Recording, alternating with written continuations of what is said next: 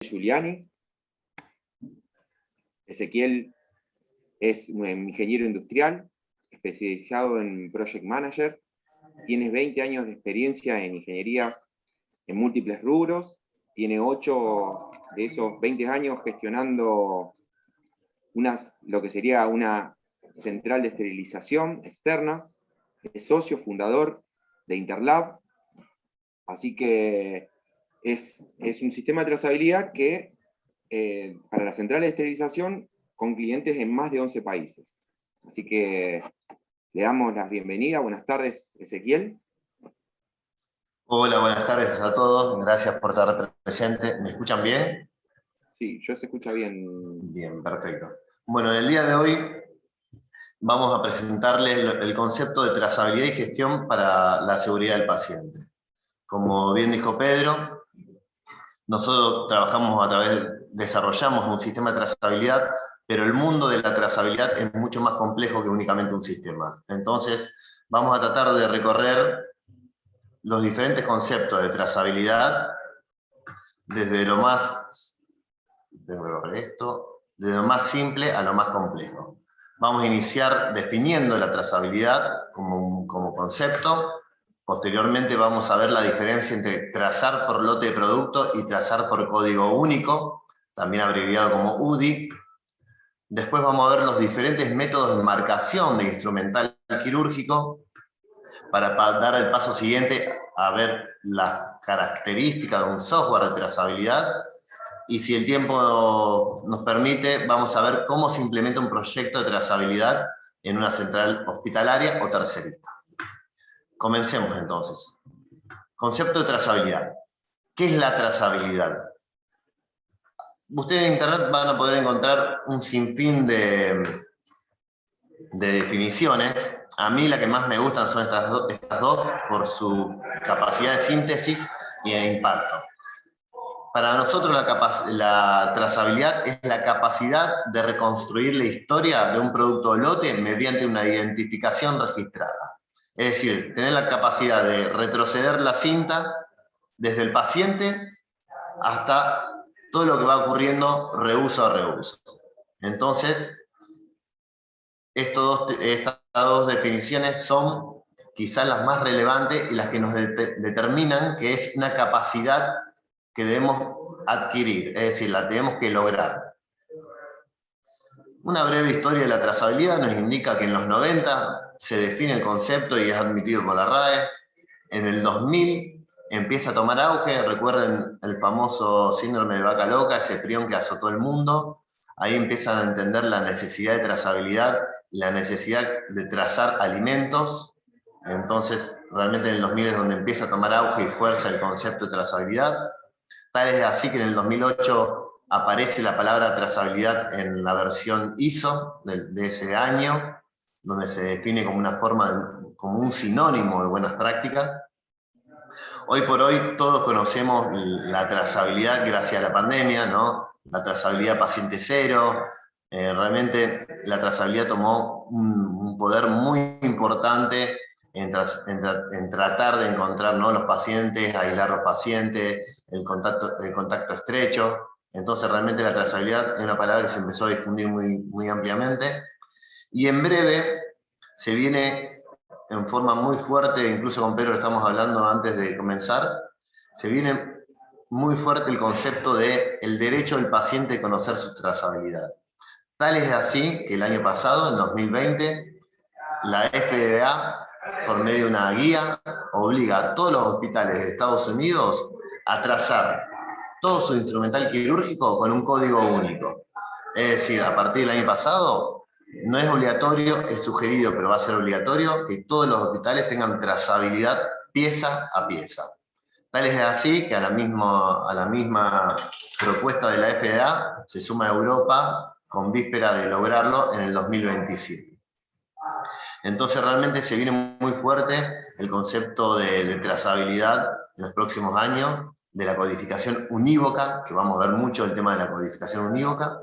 Y por debajo les dejo dos artículos muy interesantes para leer. Uno es una revista especializada en esterilización, que habla del concepto del código único, en una nota hecha por Thomas Fenger, y después también les voy a dejar la normativa de la FDA que habla de la identificación unívoca. Entonces, definimos la trazabilidad como una característica, como una capacidad que debemos adquirir, y ahora vamos a ver la diferencia entre trazabilidad por lote de producto y la trazabilidad por código único. Voy a correr a Pedro un poco. Ahí está. Bien, acá estamos viendo el típico proceso productivo de lo que es, por ejemplo, un medicamento. Tenemos una recepción, una síntesis del medicamento, un encapsulado, ¿no? En píldoras o en cápsulas, el envase primario, secundario, almacenamiento, distribución y venta, ¿no? Una cadena típica en forma longitudinal, en un solo sentido, que nos produce un medicamento, nos produce un alimento, es decir, cualquier cosa que se consuma. Como dijimos, la trazabilidad es la capacidad de reconstruir la historia, entonces la trazabilidad está en sentido opuesto al flujo productivo, y tenemos una trazabilidad por lote. Cuando el producto se consume, siempre y casi siempre la trazabilidad, el proceso productivo es lineal, y al fin y al cabo, lo que nos permite trazar es la trazabilidad por lote de producto, es decir, tenemos un lote de materia prima que van pasando de etapa en etapa, se va transformando y termina siendo un lote de productos elaborados.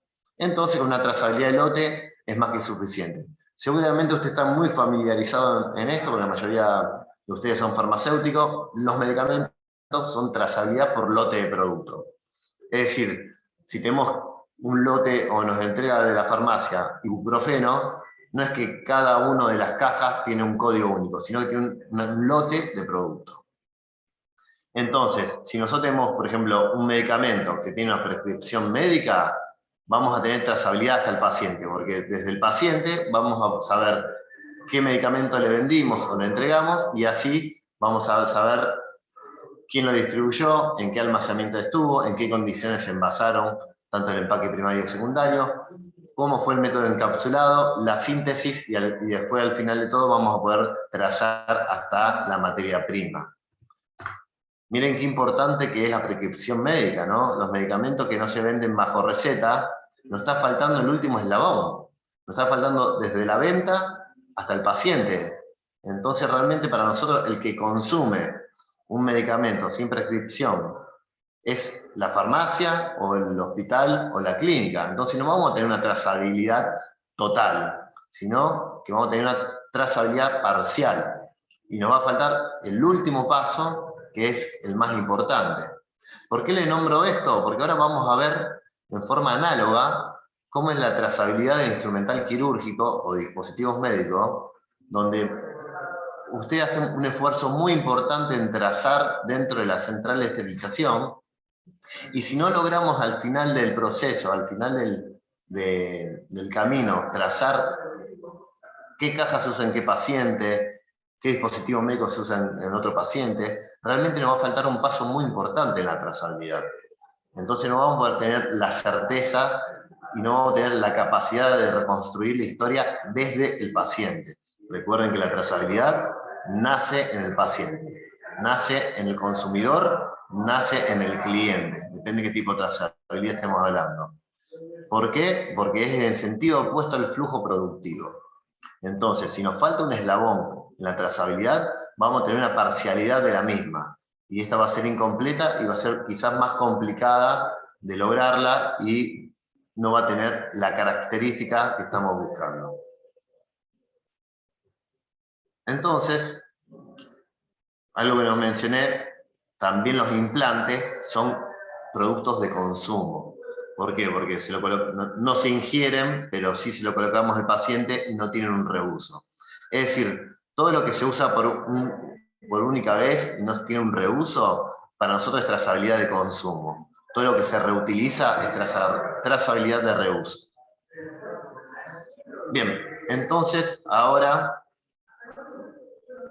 déjenme ver si puedo, porque se me está compartiendo, se me tapa con el panel. Bueno, entonces ahora tenemos el proceso productivo o el flujo de proceso de un material de reuso. Si se fijan, ya no es más lineal. ¿Por qué? Porque estamos hablando de reuso. Entonces el mismo material se recepciona, se lava, se controla, se prepara, se acondiciona, que es el tema siguiente que van a conversar, se esteriliza, se despacha, y después se recibe en el sector que se va a utilizar, se guarda en un stock si es necesario, y después finalmente se ocupa en una cirugía o un procedimiento médico. Y el circuito vuelve a iniciar. Ven como acá el flujo productivo, el flujo, para decirlo mejor, el flujo de proceso no es lineal, es circular y se repite en forma indistinta. De hecho, en forma intencional, les pinté en color azul clarito qué parte del proceso se hace en la central y qué parte del proceso se hace por fuera de esta. Recuerden que hablamos siempre que la trazabilidad es desde el paciente. Entonces, acá, en forma análoga al tema de la prescripción médica, necesitamos también, con el tiempo, para lograr trazabilidad total, estar dentro de los quirófanos, estar dentro de gastro, de hemodinamia, etcétera, etcétera. Entonces, el flujo, como bien dijimos, es circular. Y acá aparece la palabra reuso, esta palabra tan conocida por ustedes. Entonces, la característica de un proceso de un producto que no se consume, sino que se reutiliza, es que el proceso es circular y la trazabilidad debe ser por código único. ¿Por qué tiene que ser por código único? Porque el código único es la única posibilidad, es nuestro hilo conductor de un reuso a otro reuso. Es decir, si nosotros tenemos un código único, no vamos a tener la capacidad de ir hacia atrás más de un reuso. Si nosotros tenemos un producto identificado con un código único, vamos a poder ir hacia atrás reuso a reuso. Es decir, si yo tengo una pinza, una tijera de mayo curva como esta, y tengo 50 iguales, si yo no puedo identificarlas a todos con un código UDI único, no voy a poder saber qué ha ocurrido con cada una de estas reuso a reuso. Y nuevamente, como vimos en lo que es medicamento, trazabilidad de consumo, fíjense la parcialidad que ocupa la central de esterilización en todo el proceso de reutilización. Entonces, tarde o temprano, debemos abordar quirófano, hemodinamia, endoscopía y todos los sectores que creamos relevantes y críticos para la trazabilidad, para lograr la trazabilidad hasta el paciente. Además, la codificación única no solo nos da la característica y la posibilidad de trazar reuso a reuso, sino también nos da otro tipo de herramientas o nos aumenta la capacidad de gestión de estos materiales. ¿Por qué? Porque si yo puedo ir reuso a reuso de esta pinza, voy a poder contar la cantidad de reusos acumulados, por ejemplo, y voy a poder establecer rutinas de mantenimiento. Entonces voy a poder decir que esta tijera, perdón, cada 10 reusos debo afilarla, lubricarla, limpiar perno. Realmente el sistema nos va a permitir eso, ya que tenemos la capacidad de hacer el recuento de los reusos. Lo mismo ocurre que el sistema nos va a permitir conocer el inventario total e instrumental. Entonces, si yo esta pinza sé qué pasa reuso a reuso, también voy a saber dónde se encuentra evento a evento, en cada instante dónde se encuentra. Entonces voy a poder saber cuál es el parque de instrumental total real de una clínica, de un sanatorio o de un hospital.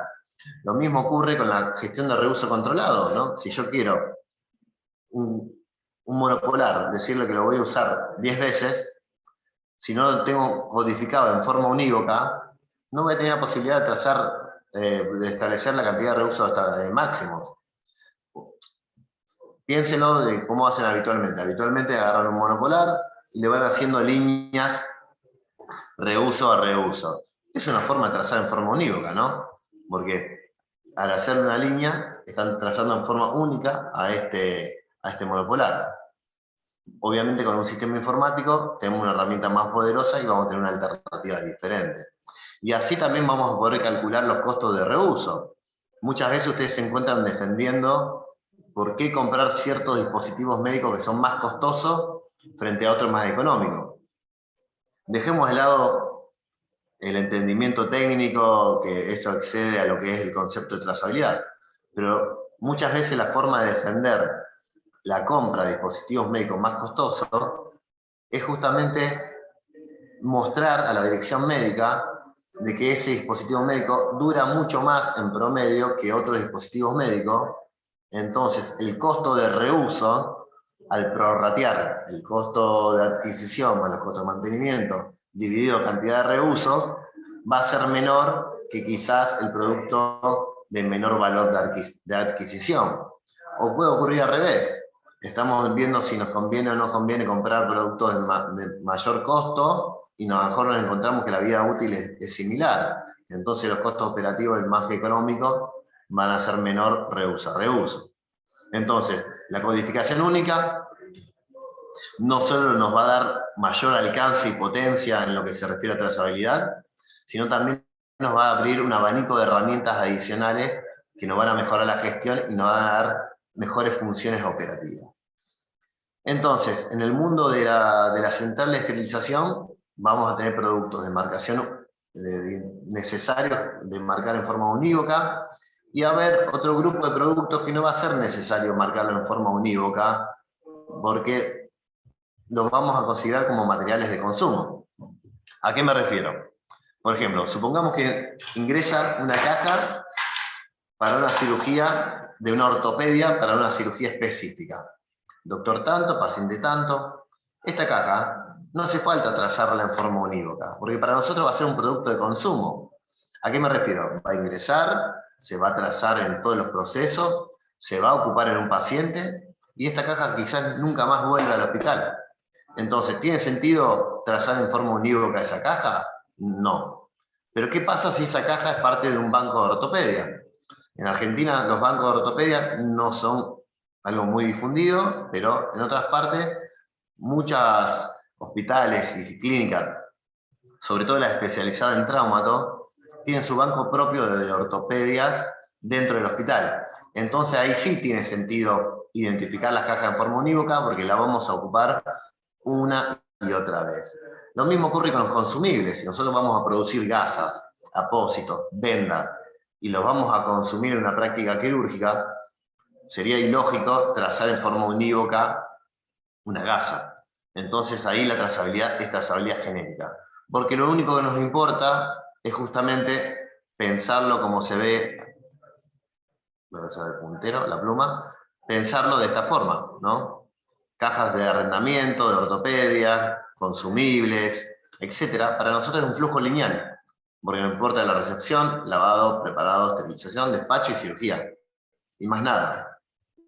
Si vamos a cajas de uso interno, materiales descartables, pero de reuso controlado, elementos caros, costosos, ópticas, endoscopios, ahí realmente tiene mucho valor trazarlo en forma unívoca porque nos va a permitir justamente saber lo que ocurre reuso a reuso y tener todas estas funcionalidades adicionales que estuvimos conversando.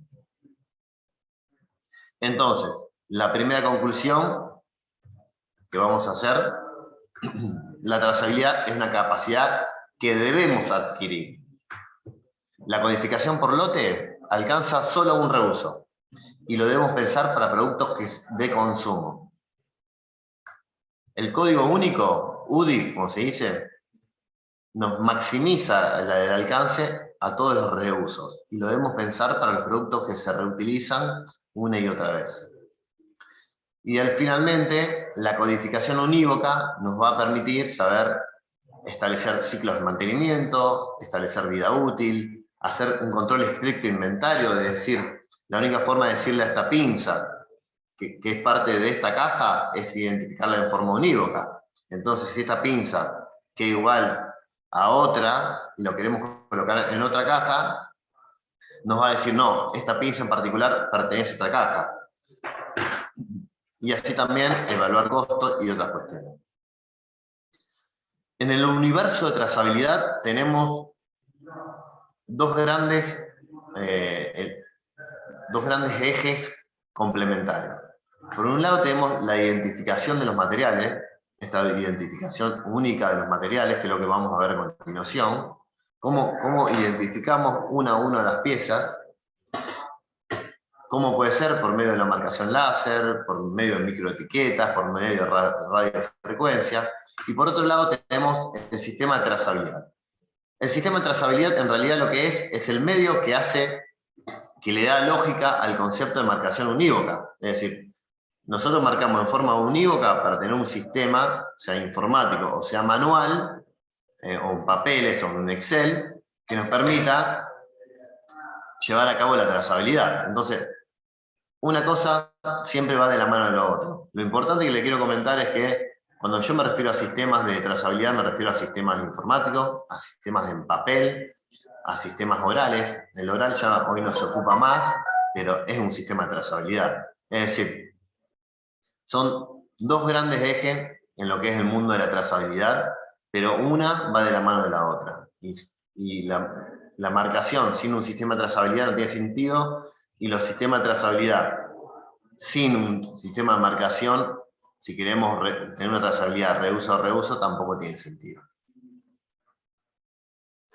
Entonces, vimos trazabilidad por lote y trazabilidad por código único, y el paso siguiente vamos a ver los diferentes métodos de marcación de instrumental.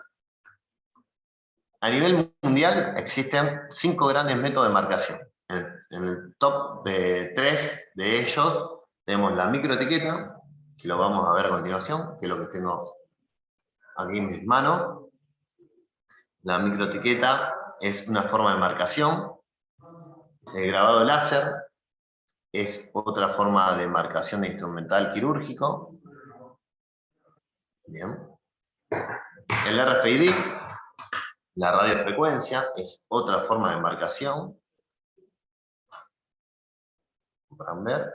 Y después tenemos los lápices rotuladores, indeleble, la micropercusión, el grabado serigráfico y otros tipos de marcación que no están muy difundidos, pero son métodos al fin de marcación unívoca. En esta presentación nos vamos a centrar en los 3 mayores. Algo muy importante que les quería comentar, y por eso puse Top USA. Como bien les dije, el año pasado la FDA obliga a los hospitales, clínicas y sanatorios, a instituciones de salud, incluso a los terceristas que alquilan arrienda de instrumental quirúrgico, a marcar en forma unívoca cada uno de los instrumentales. Entonces hay una gran movida en Estados Unidos de adquirir métodos de marcación. Hoy por hoy lo que más se está difundiendo es la grabación láser. ¿Por qué? Porque los hospitales terminan comprando los equipos láser y lo usan en forma interna para marcar todo el parque instrumental y a la vez para otro tipo de uso. Les dejo este tema para hablarlo un poquito más adelante sobre el grabado láser en lo que se refiere a los costos por marcado. Entonces, vamos a empezar a ver los diferentes métodos de marcado, estos 3 métodos de marcado más difundidos, y traté de establecerle los puntos a favor y los puntos en contra.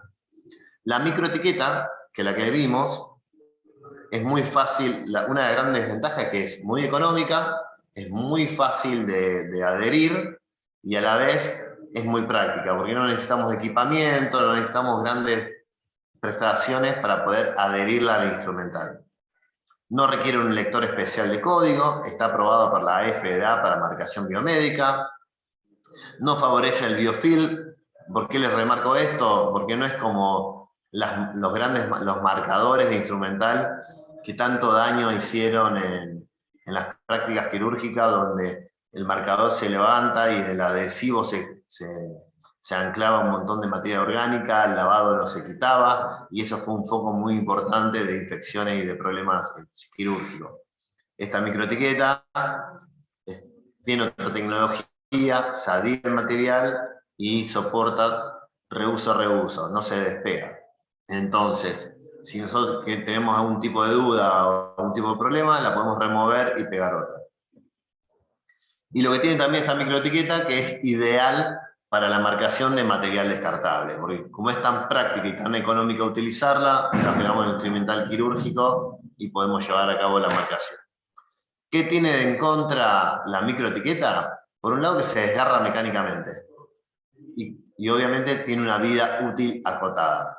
Entonces, si nosotros, como se ve en la imagen, nosotros la pegamos sobre material, por ejemplo, de traumato, lo más probable es que la vida útil de la misma sea menor a que si la adherimos en materiales de oftalmo o de neuro. Entonces, si se fijan acá, no solo se marcó el instrumental, también terminó rompiendo la microetiqueta. Es decir, quizá esto fue el impacto contra el hueso, fue quizá contra otro instrumental, que terminó mecánicamente rayando el instrumental y a la vez rompiendo la microetiqueta. Entonces, mientras más delicado el material, más prolongada la vida útil de la microetiqueta, mientras más agresiva, por decirlo de una forma, hacia el instrumental es la práctica quirúrgica, hablemos de traumato y cirugía de esta índole, menor va a ser la vida útil de la etiqueta. Obviamente también la clave está en elegir correctamente el lugar de pegado, etcétera, etcétera. Y como bien le dije, fíjense que por ejemplo en los catéteres, la microetiqueta realmente aplica muy bien porque como su vida útil es acotada, pero el catéter también tiene una vida útil menor a un instrumental quirúrgico, realmente yo creo que es por excelencia el método de marcado para dispositivos médicos descartables, de reuso controlado. Como bien le dije, pegar una microetiqueta es muy sencillo, es limpiar con alcohol isopropílico o etílico la superficie, se levanta la microetiqueta, se posiciona sobre el lugar de pegado, se le hace presión a la misma para lograr la adhesión y ya está. Ya hemos logrado adherir y marcar en forma unívoca un instrumental quirúrgico. Con respecto al grabado láser, es una opción de costo intermedio. La duración es excelente, de hecho, generalmente acompaña la vida útil del instrumental quirúrgico.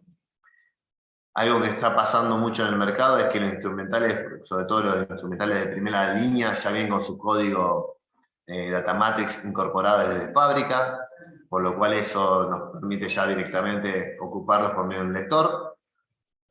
Es importante, si usted van a empezar a entender, usted va a empezar a pedir instrumental quirúrgico con código Datamatrix, lo importante es decirle al proveedor que este código tiene que ser único. ¿Por qué? Porque como el proceso productivo del instrumental quirúrgico es un proceso de consumo, las primeras líneas de instrumental quirúrgico lo que hicieron le grabaron un código por lote de producto. Entonces, si ustedes compraban hace un par de años, o el año pasado, o 2 o 3 años atrás, instrumental con código, y eran todos del mismo lote, seguramente el código es exactamente igual, y no nos sirve para el objetivo que tenemos pensado. Un tema muy importante que yo di una charla hace poquito y me la cuestionaron, y estuve investigando y realmente es así. Yo puse que a favor es que no genera biofilm. Hay una normativa y hay un estudio europeo donde el grabado láser, si se hace bajo ciertas características, no son propensos a generar biofilm. Y hay ciertos tipos de grabados láser donde, para decirlo de una forma, son más agresivos al instrumental quirúrgico, pueden ser propensos a la generación de biofilm. Esto es importante.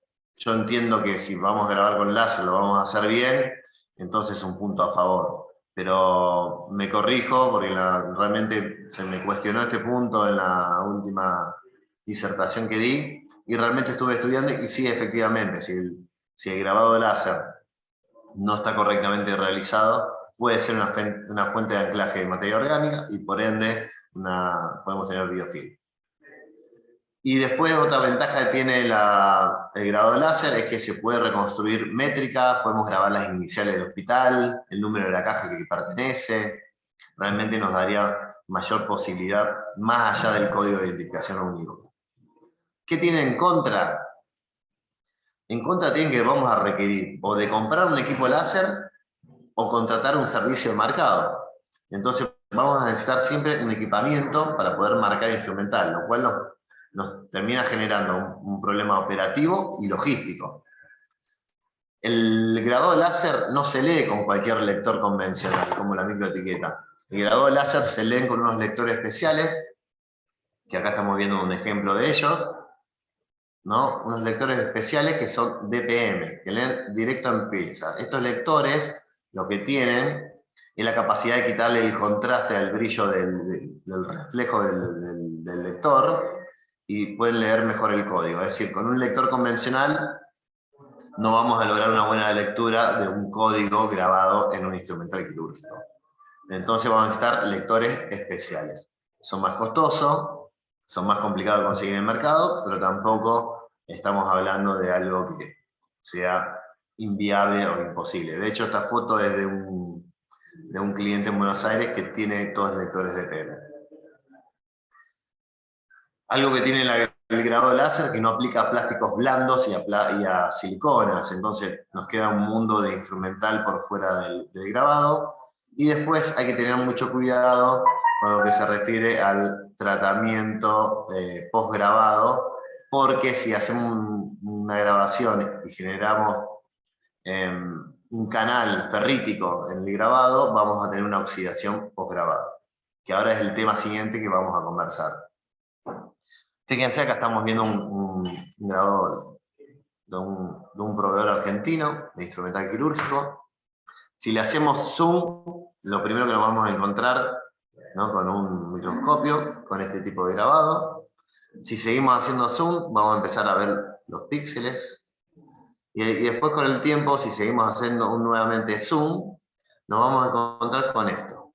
Si se fijan, la grabadora láser hace lo que se llama efecto soldadura. Es decir, cambia las características química y física de la superficie de grabado.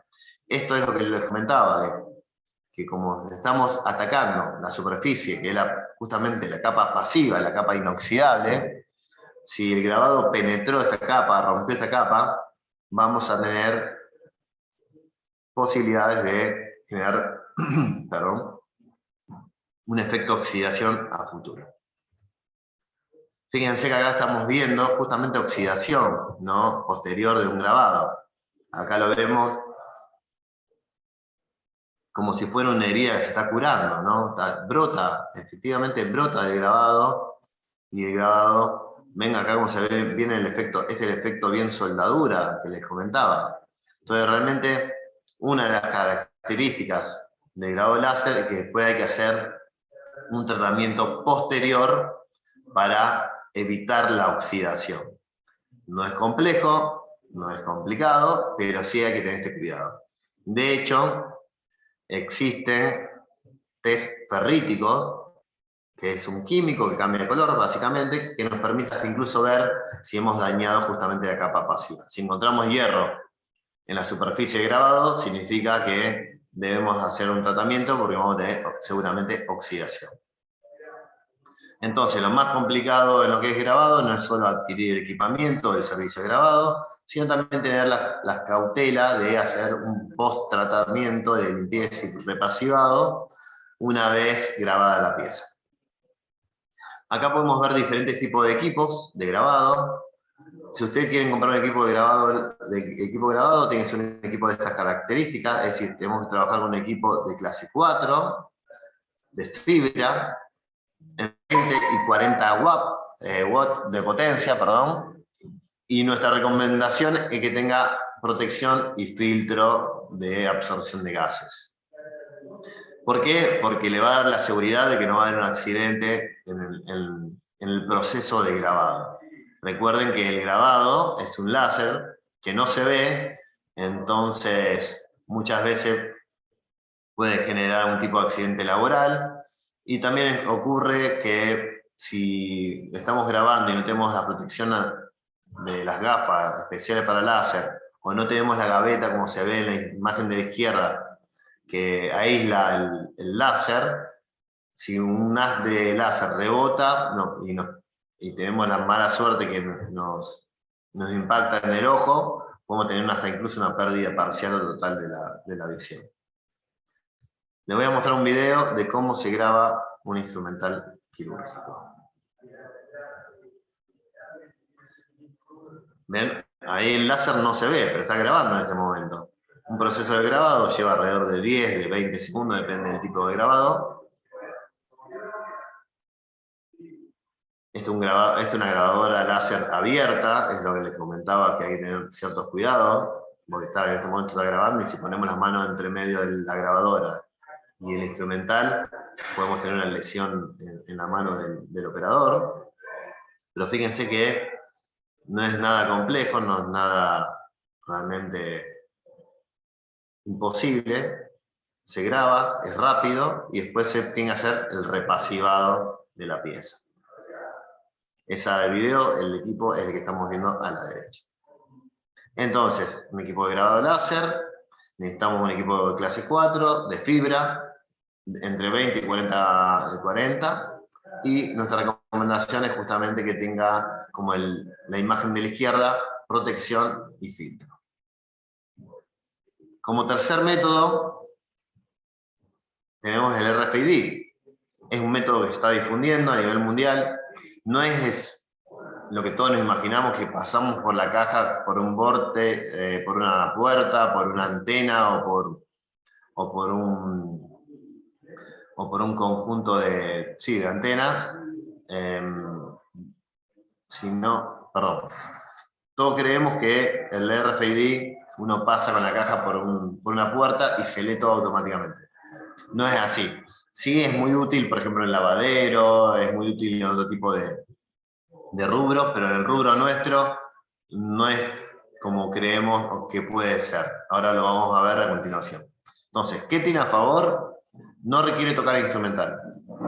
Si tenemos el instrumental, con una paleta especial, leemos todos los códigos únicos de cada una de las antenitas y no requiere tener contacto en el instrumental. Nos permite leer muy rápidamente el instrumental y no requiere un equipo de apoyo como es la marcación láser. ¿Qué tiene en contra este tipo de marcación? Es costoso, muy costoso, es de hecho el método más costoso de los tres. Para pegar el material se requiere, para yo pueda pegar esta antenita al instrumental, se requiere un pegamento, que es un epoxi atóxico. Entonces, realmente tener que estar pegando una antena a un instrumental quirúrgico con un pegamento, eso realmente requiere una prolijidad muy importante, ¿no? Como se ve acá. Entonces, es una de las grandes ventajas, porque la persona que lo hace tiene que ser muy prolija y puede ser un foco de biofil muy importante. Otra gran contra que tiene es que la onda de radiofrecuencia rebota en metales. Entonces, yo tengo la caja cerrada y el instrumental marcado lo tengo de adentro de la caja, no voy a tener una lectura. Lo mismo ocurre con líquidos, la onda de radiofrecuencia rebota en líquidos, entonces si yo tengo el material manchado con sangre o sumergido, no vamos a tener lectura.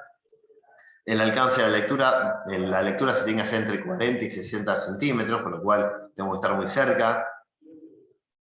Entonces, si ustedes imaginaban poner antenas en el techo y tener lecturas, eso no va a ocurrir. Entonces, realmente tiene un montón de limitaciones que lo hacen un método costoso y por el momento complicado. Nosotros tuvimos la experiencia de ver realmente la marcación de radiofrecuencia, de hecho la marca Seraphim, que es una marca coreana. Fíjense que cuando uno ve una propaganda en un brochure o una propaganda comercial de estos vendedores de radiofrecuencia, se ve algo muy prolijo. La realidad es que termina siendo algo como esto. Realmente termina siendo algo más desprolijo porque es un proceso artesanal. Entonces realmente es algo que queda muy desprolijo. Y obviamente como es un pegamento, todos nosotros tuvimos experiencia en pegar algo y muchas veces nos quedó rugosidades, nos quedan poros, nos quedan grietas, nos quedan hilos, todo eso que imagínense lo que es limpiarlo, ¿no? Entonces realmente eso puede generar biofilm. Y acá le quería mostrar, con dos videos le quiero mostrar la misma tecnología, pero cómo es cuando se ocupa de la forma adecuada y perfecta, y cómo es cuando se ocupa de una forma no adecuada. Realmente, fíjense la velocidad que tiene la lectura cuando todas las pinzas, por ejemplo, están todas correctamente alineadas hacia arriba y la antena se encuentra en el sentido de lectura. Fíjense lo rápido y la potencia que tiene este tipo de marcación. Miren, acaba de leer 30 elementos en menos no sé, de 2 segundos. Obviamente, si quieren lo repito, fíjense que todas las pinzas están todas hacia arriba, ¿ven? Y todos los códigos, perdón, todos los tags, estas antenitas, están todas hacia arriba. Entonces, esto es lo que entusiasma de esta tecnología. Realmente entusiasma mucho pensar en controlar una caja en segundos. Pero la realidad, fíjense en este caso, esta persona está con la misma tecnología, pero tiene una pinza hacia arriba, una hacia abajo, y las antenas a veces están hacia arriba o las antenas a veces están hacia abajo. Tienen que pasar muchas veces el lector para poder hacer una lectura efectiva. Entonces, sigue siendo rápido, sigue siendo un método rápido, porque controlar todas estas cajas, todos estos instrumentales tan rápidamente, sigue siendo rápido, pero no es lo que vimos en el video anterior. Acá tardó 30 segundos, por lo cual es rápido, pero no es como vimos en el video número 1. ¿Qué les quiero mostrar con esto? Que la tecnología está prometiendo mucho, pero todavía está en una fase evolutiva que no permite que sea todavía el método de marcación de instrumental quirúrgico. Y encima tenemos todavía tienen que todavía resolver el tema del adhesivo y también la vida útil del tax. Si se fijan, voy a ampliar acá, así también puedo ver mi mano. Esta es una prueba que nosotros hicimos de pegamento, ¿no? Por este lado está el pegamento con un reuso. Y del lado izquierdo, en color marrón, es el envejecimiento del material luego de un sinfín de procesos de esterilización. ¿Qué quiere decir esto? Que también hay que tener mucho cuidado en el pegamento que vamos a usar para pegar el tax de RFID, porque el pegamento también se envejece, ¿no? Por el sometimiento del vapor del ciclo a ciclo. Entonces, no solo hay que elegir correctamente la antena de radiofrecuencia, sino también hay que elegir correctamente el adhesivo que vamos a ocupar. Y ya que le estamos mostrando esto, acá también tenemos pruebas que fuimos haciendo de grabados láser y cómo van cambiando de color a medida que se van envejeciendo, o cómo así también se van oxidando, como se ve en este ejemplo, a medida que van pasando por los ciclos.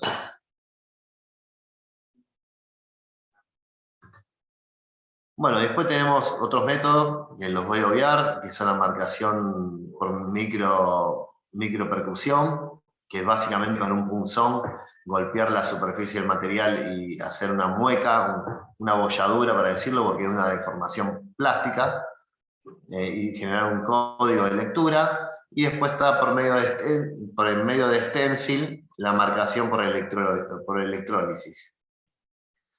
La primera de ellas, la micropercusión, lo que tiene en contra, que también si el punzón impacta con mucha fuerza, rompe la superficie del instrumental, por lo cual tenemos el mismo efecto de oxidación que el grado láser, pero en este caso es mayor la posibilidad de romper la superficie.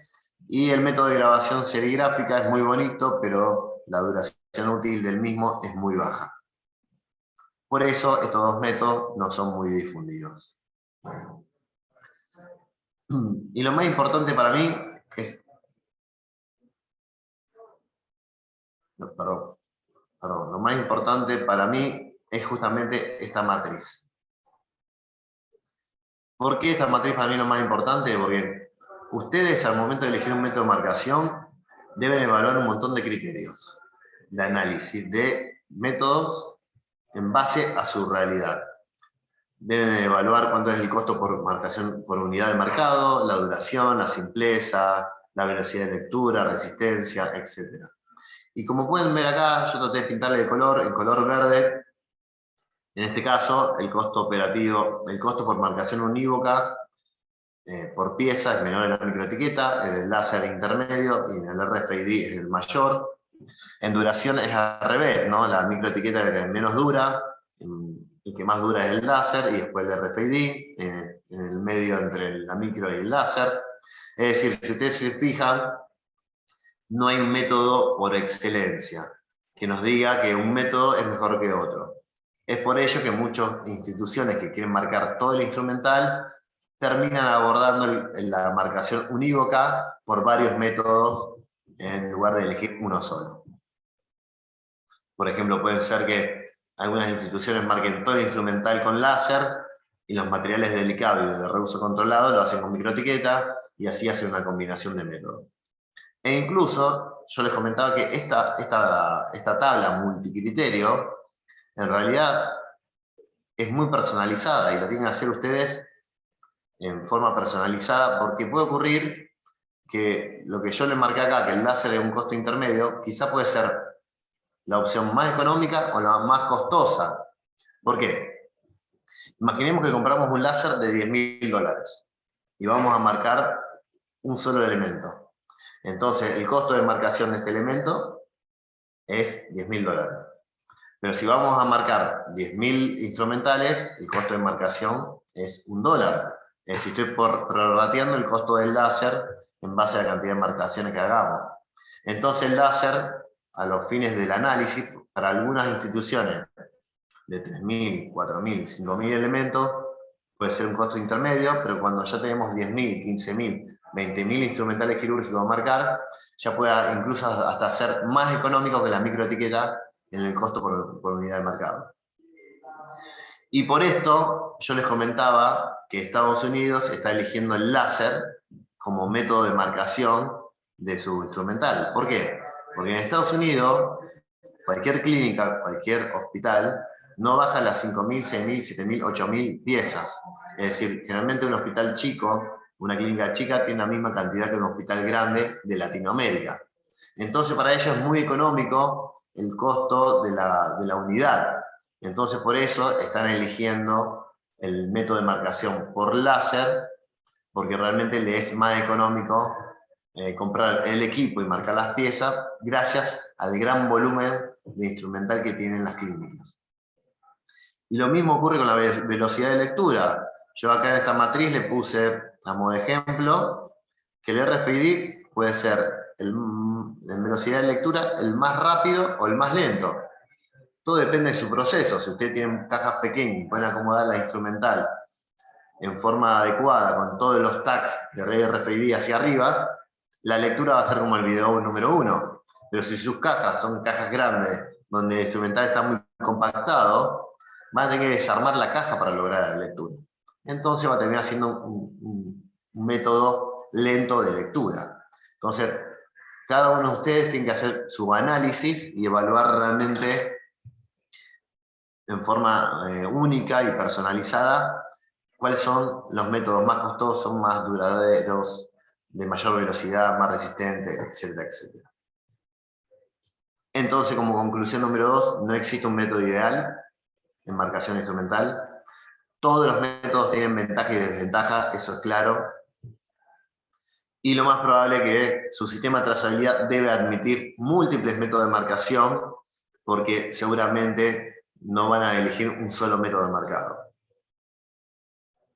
Entonces, abordamos ya el tema de marcación instrumental quirúrgico y ahora llegó el momento de hablar del sistema de trazabilidad.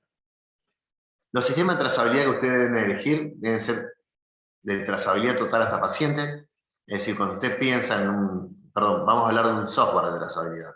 Recuerden que los sistemas de trazabilidad pueden ser por medio físico, en papel, por medio oral o por medio informático. Hoy vamos a ver lo que es los software de trazabilidad, que son los sistemas de trazabilidad informáticos. Dicho esto, el software de trazabilidad que ustedes elijan o quieran elegir, debe ser una herramienta que le permita trazar hasta el paciente, debe ser una herramienta que le brinde datos de gestión, información, reportes, indicadores, que le permitan búsquedas rápidas, es decir, debe ser una herramienta de gestión y administración, y así también debe ser una herramienta de monitoreo de los procesos críticos. ¿Me escuchan?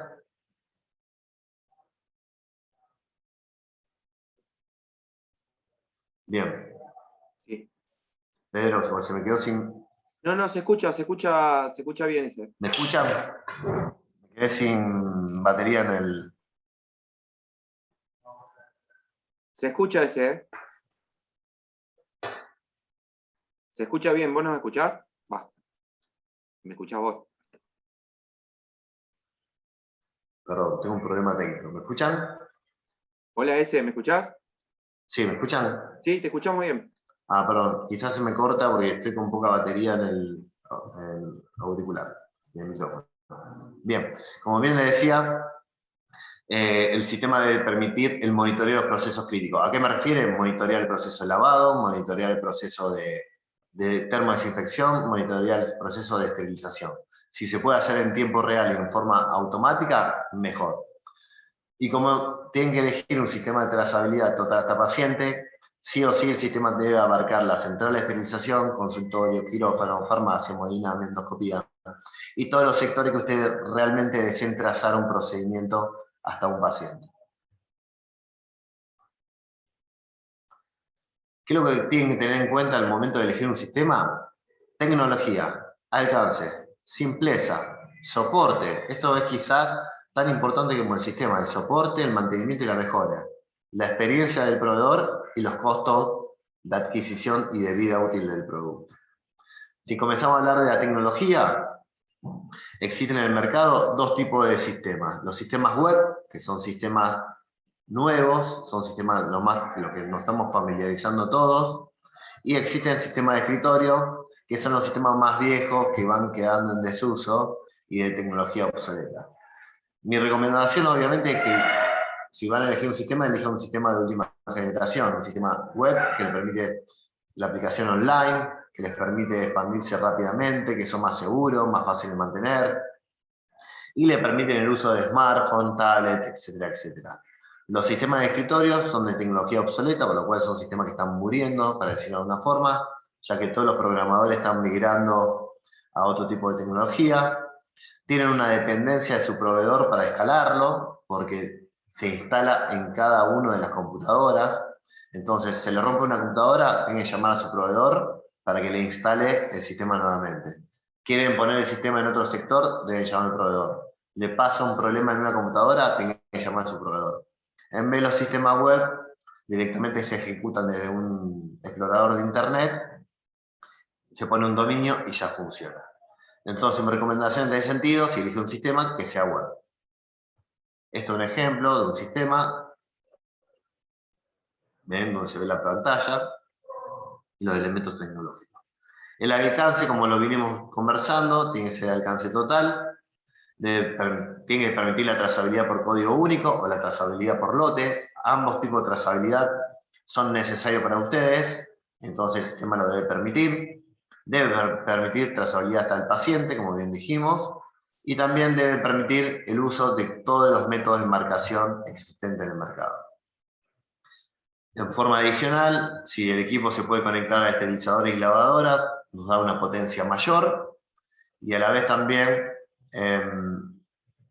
el sistema, si nos permite eliminar toda la documentación en papel, también es un punto a favor del sistema que estamos eligiendo. Entonces, ¿qué buscamos con la adquisición de un sistema de trazabilidad digital? Justamente esto, evitar la documentación tan tediosa que ustedes deben registrar y guardar por ley por un montón de años. Y cuando ustedes quieren hacer indicadores de gestión o hacer búsquedas, realmente es algo muy lento, muy complicado y muy tedioso. Y que le ocupa un montón de horas. Y muchas veces cuando logramos recopilar la información, ya la información es obsoleta porque ya es vieja o desactualizada. Esto es un ejemplo de nuestro sistema, de lo que es un protocolo de esterilización, 100% digital. Fíjense que en este caso también estamos conectados al equipo. Este es un equipo triple M, bueno, en Argentina no son normales, pero en otros países sí. Hasta podemos trazar las curvas de temperatura, de presión. También hay una digitalización, como bien les dije, de todo lo que son los indicadores químicos, físicos y biológicos.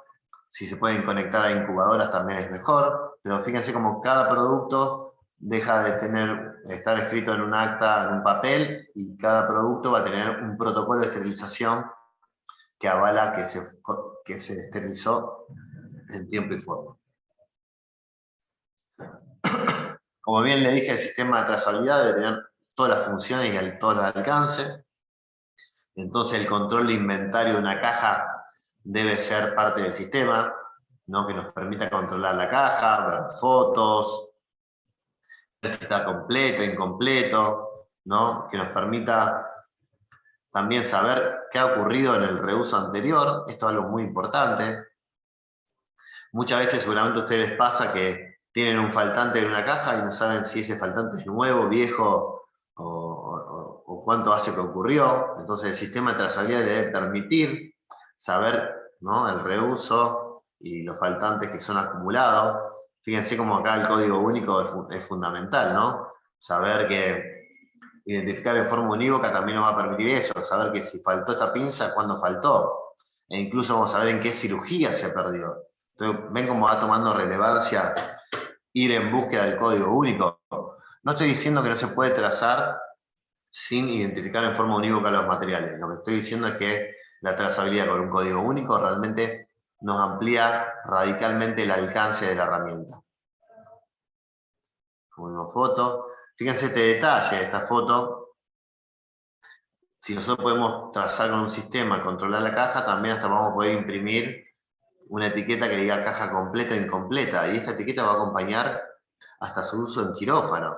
Entonces la instrumentadora, el circulante o la persona que ocupe la caja va a saber a priori de la cirugía cómo está la misma, si está completa o qué le falta, y va a poder tomar decisiones en base a ella con antelación. No se va a encontrar que abre la caja y le está faltando las pinzas críticas para la cirugía. Y vamos a evitar mucho el reproceso de cajas por apertura sin uso, ¿no? Ese famoso reproceso de tan alto impacto y tan costoso para la central. Hay una estadística que dice que 14 cada 100 cajas se abren en forma innecesaria por falta de conocimiento del inventario de la caja. Entonces estaríamos impactando en forma directa en un reproceso del 14%, ni hablar de las discusiones, ni hablar de las peleas, ni hablar que la instrumentadora sale corriendo a abrirnos 3, 4 cajas buscando un instrumental. Entonces realmente tener un sistema que nos permita gestionar y controlar la caja realmente nos aumenta radicalmente esta función y obviamente nos impacta en el reproceso y nos impacta en los costos operativos y nos impacta en la salud mental de las personas, ¿no? Porque generalmente esto genera mucha discusión y mucha pelea.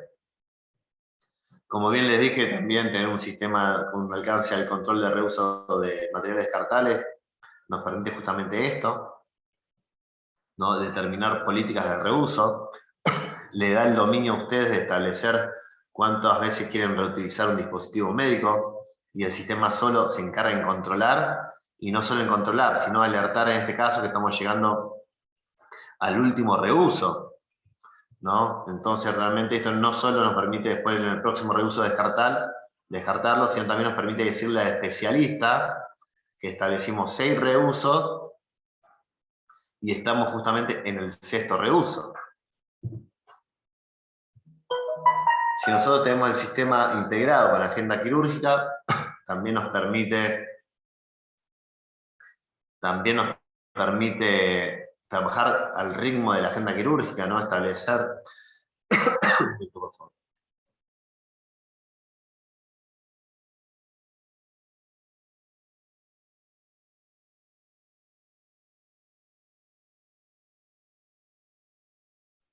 nos permite establecer la agenda quirúrgica y reservar caja para diferentes cirugías, y de esa forma trabajar contra el calendario quirúrgico.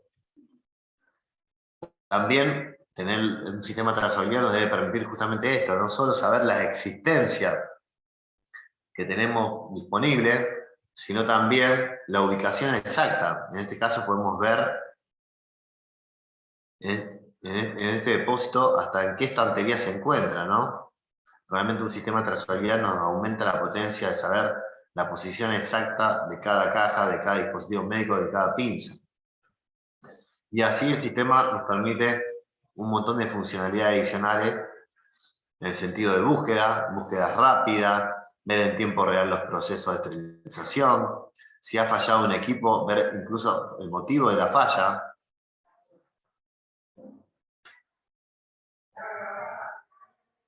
¿no? Ver si queremos saber si un material se entregó, el sistema nos debe dar en tiempo real el estado de situación de la orden de trabajo. Imagínense, por eso les recomiendo un sistema web. Imagínense que mañana tiene un trasplante, el primer trasplante, o tiene una cirugía complicada, de un médico complicado, o una cirugía muy compleja. Usted podría estar en su casa y monitoreando en tiempo real el avance y de las diferentes órdenes de trabajo para abastecer esa cirugía.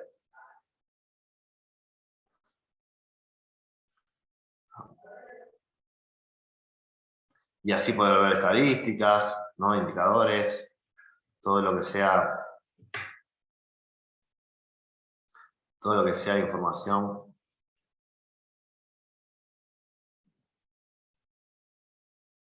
Ah, ¿no están escuchando? Sí, te estamos escuchando ese, ¿eh? Se escucha bastante bien. Ah, perdón, me estaba viendo que no se estaba escuchando. Hoy estoy con problemas técnicos, disculpen.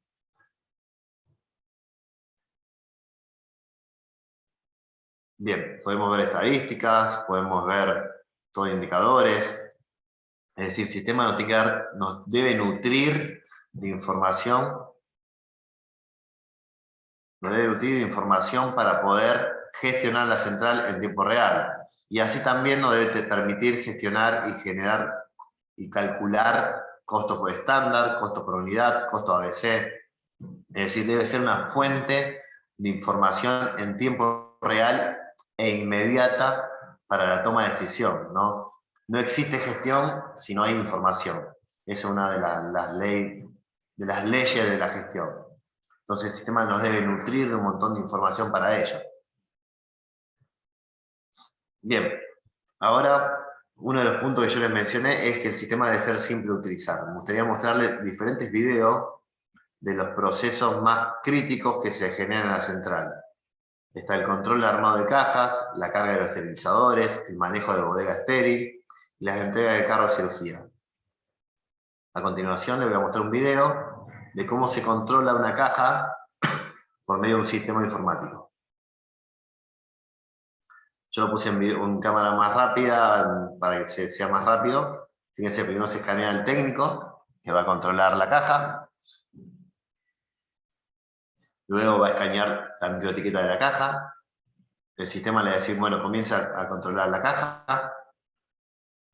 Ahí se saca todo el instrumental de la caja y va a controlar por medio de lectura de código cada uno de los elementos que componen la caja. ¿Ven? Por medio de lectura, el sistema le dice, ese material pertenece a esa caja, ese material no tiene mantenimiento, ese material no está dado de baja, ese material es correcto, y así lo único que hace el técnico es mirar que se ponga el cartel verde.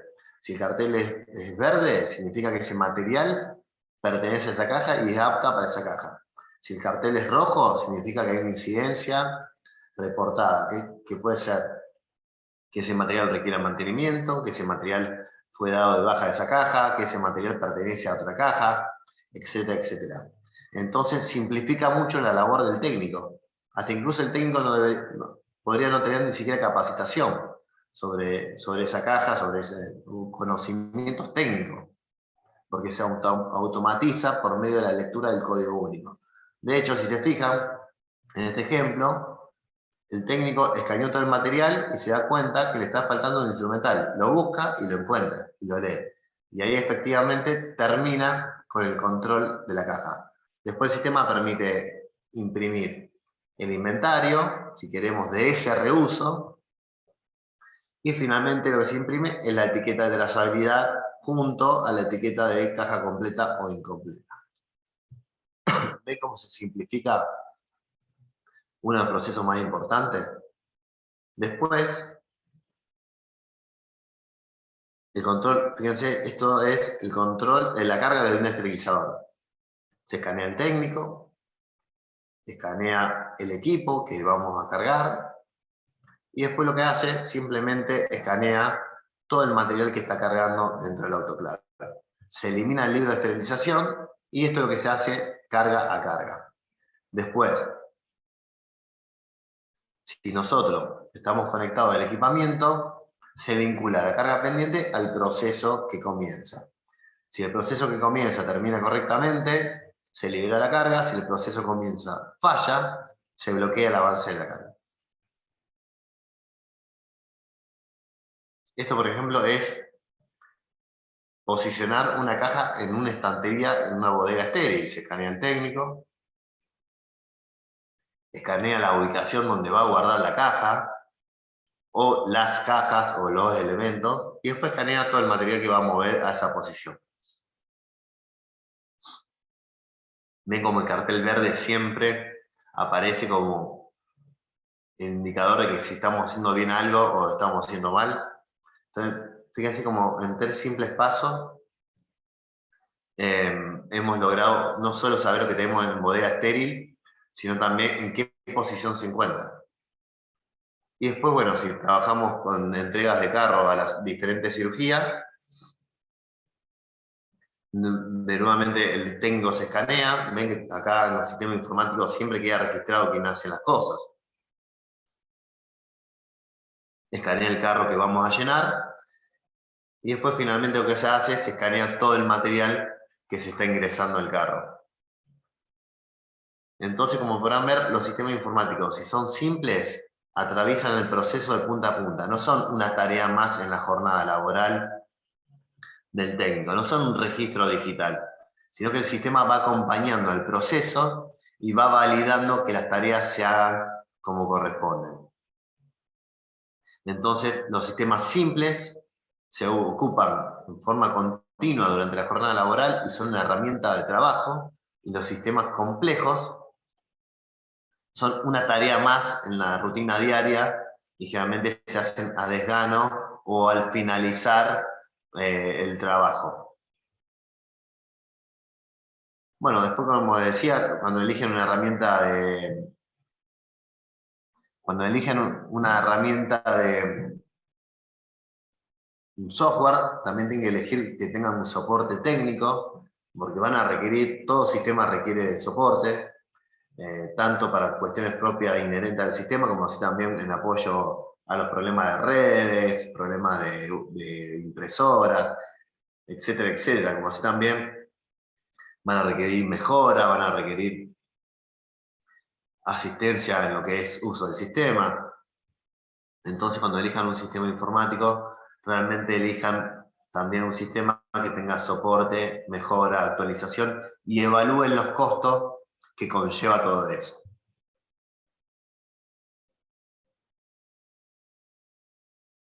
La experiencia, esto va a ir un poco más rápido porque yo me estoy excediendo el tiempo.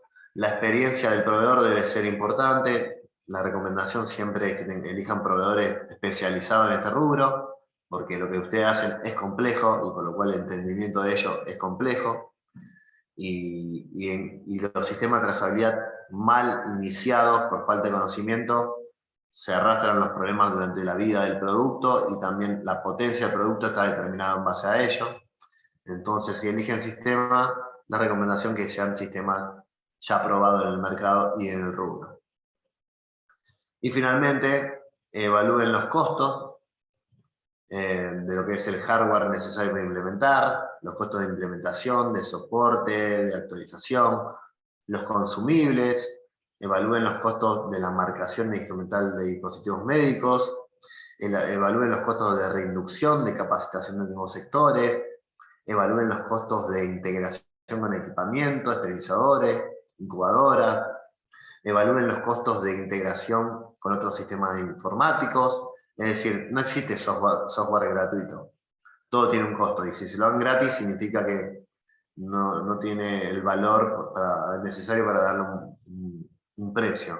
Entonces, realmente tengan en cuenta todos estos costos, estos 6 puntos, porque son muy importantes y muchas veces no los contemplan y terminan siendo hasta incluso más costoso el costo olvidado que el costo propio que analizamos.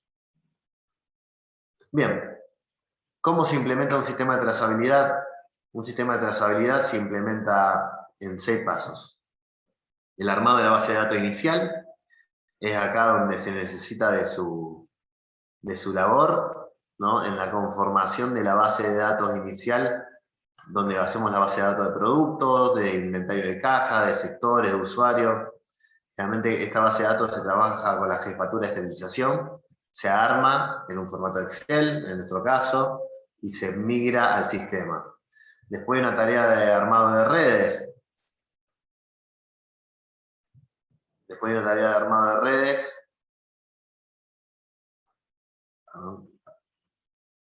Me parece que alguien de los que están como auspiciante hizo una línea, porque no la puedo quitar. Federico, Pedro, quizás hicieron una línea. Se ve una línea también, pero pensé que era una No, no, biografía. no es producto de mi No, no, pantalla. no, por eso, me imaginé que no, pero no. No la puedo quitar. Bueno, perdón. Con respecto al armado de la base de datos, se arma la base de datos. Hay también un armado de red. Usted va a necesitar una red dentro de la central y los sectores que van a usar un sistema para poder trabajar en línea todos. Entonces hay que armar una red inalámbrica por cable.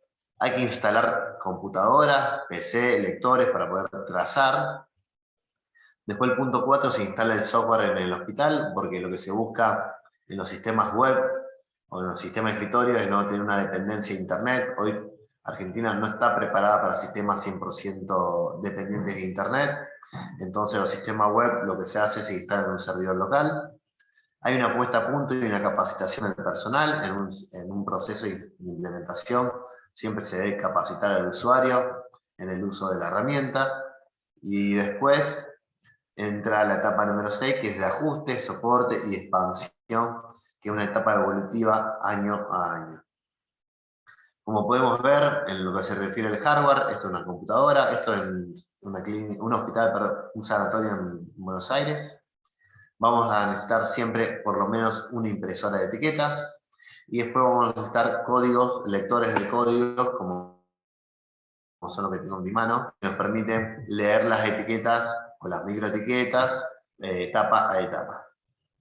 Generalmente se comienza con 3 o 4 computadoras, generalmente en recepción se coloca una computadora, en preparado se coloca otra, esterilización otra y en despacho otra.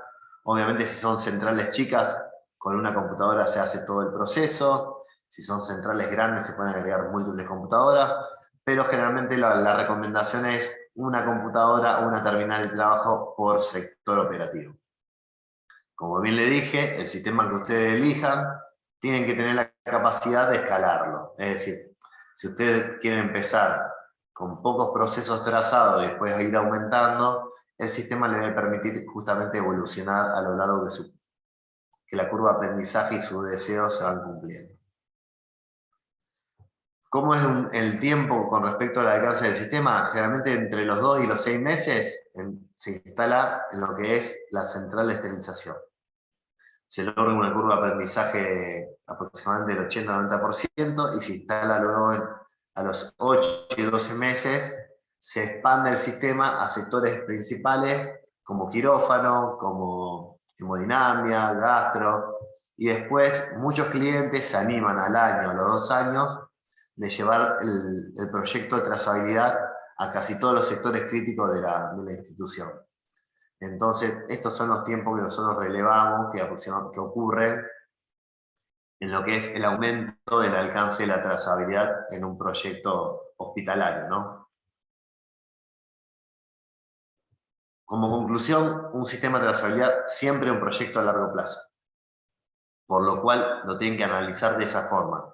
Siempre piensen no simplemente en los costos y en las tareas a hacer al inicio del proyecto, sino también piensen en el proyecto como a largo plazo. Dicho esto, es tan importante el soporte y la mejora así como el producto. Es decir, tengan en cuenta que si ustedes adquieren un sistema, van a necesitar soporte y van a necesitar mejora.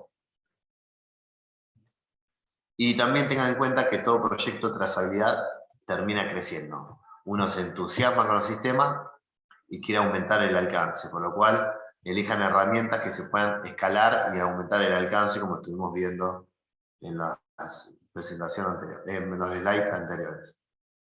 Y para terminar, les muestro algunas fotos de algunos clientes que hemos instalado el sistema, ¿no? Como podrán ver, los sistemas, las pantallas, el hardware, van eligiendo diferentes formas de instalar las terminales. Algunos clientes tienen, por ejemplo, en este caso, una única computadora en preparado, porque creen que es suficiente, ¿no? Como se ve acá. Otros clientes eligen tener una computadora por puesto de armado. Eso todo depende del cliente. Este cliente, por ejemplo, lo que siempre recomendamos, obviamente, que las computadoras estén siempre cerca de donde se ocurre la acción, como le decimos.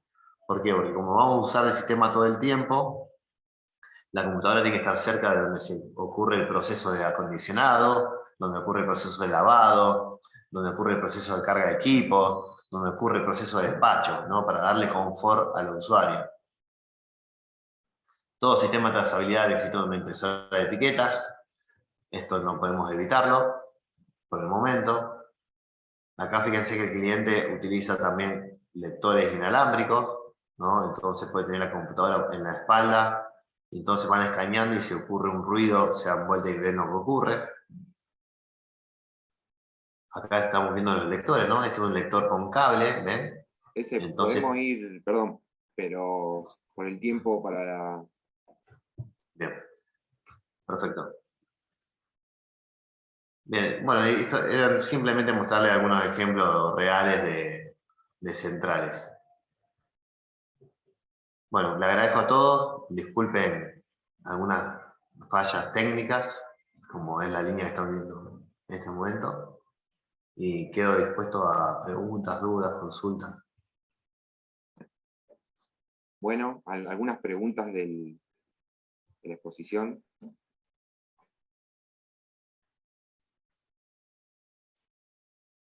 Pablo hizo una pregunta por el chat. Sí, bueno, es bastante larga, más o menos la actualización se está usando.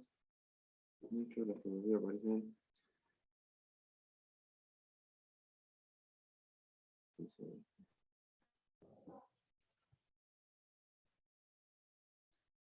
Es sobre los contenedores con filtro, en la parte superior, cómo se lleva la trazabilidad de esos contenedores. Bien, la trazabilidad de los contenedores, los autocontenidos, con filtro, pueden ser filtros infinitos, como son algunas marcas, o filtros que duran 1000 usos, 100 usos, como se ve en la foto. Muchas veces o se coloca, como este ejemplo, ven que estos filtros tienen acá una ranura especialmente para identificación. Entonces la etiqueta se puede colocar dentro de esta ranura.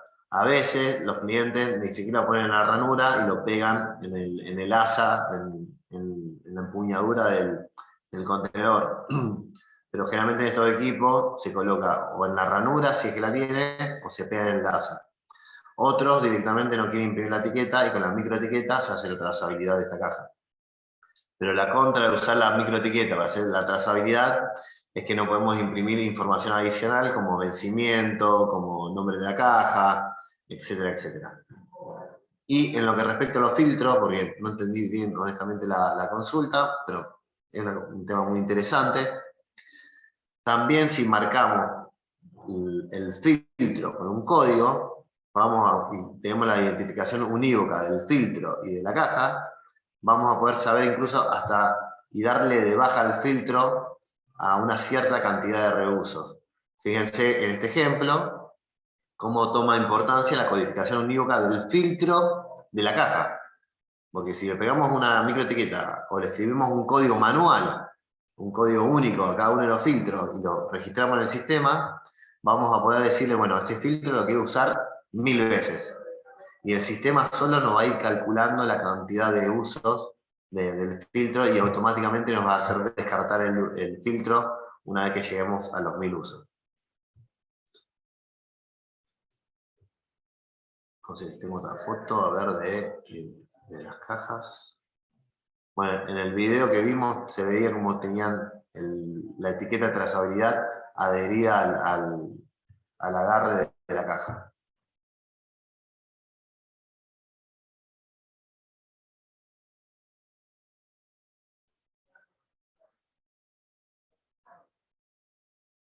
No sé si respondo, Pablo, a la pregunta.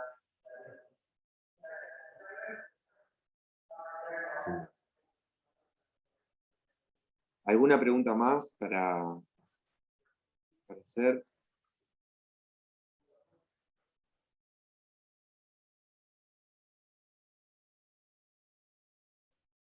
Bueno, si no hay más preguntas, bueno, agradecerte, Ezequiel, por la charla que nos diste, la instrucción de todo lo que es el sistema de trazabilidad y a veces lo poco que se conoce y lo poco que a veces está implementado a veces en el sistema de salud. Yo creo que a veces las limitantes a veces son los métodos de esterilización que ya han quedado obsoletos, que evitan el registro, como dijiste en un momento, es muy importante tener esa información para poder hacer el seguimiento del material. Así que bueno, creo que es el camino por el cual hay que ir e ir migrando a equipos esterilizadores y a sistemas que vayan generando un registro para poder adaptar a un sistema de trazabilidad como el que presentaste. Perfecto, le dejé mi contacto si alguno queda una duda o una consulta, y le agradezco a todos por el espacio, y disculpen algunas torpezas técnicas que han ocurrido. No, por favor, Ezequiel, la verdad, muchas gracias, la verdad, pero muy interesante el tema.